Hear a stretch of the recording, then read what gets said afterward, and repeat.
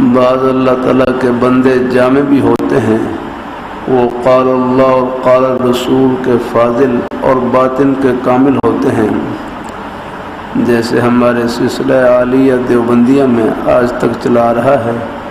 شیخ الحدیث حضرت مولانا حسین احمد صاحب مدنی مدظلہ العالی ظاہر کے فاضل اجل اور باطن کے کامل ہیں۔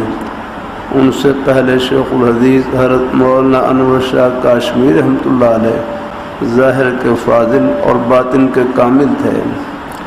ان دونوں سے پہلے حضرت شیخ ہند مولانا محمود حسن صاحب رحمۃ اللہ علیہ، اور ان سے پہلے بانی دارالعلوم دیوبند حضرت مولانا محمد قاسم نانوتوی رحمۃ اللہ علیہ، حضرت مولانا رشید احمد صاحب گنگوئی رحمۃ اللہ علیہ جامع تھے۔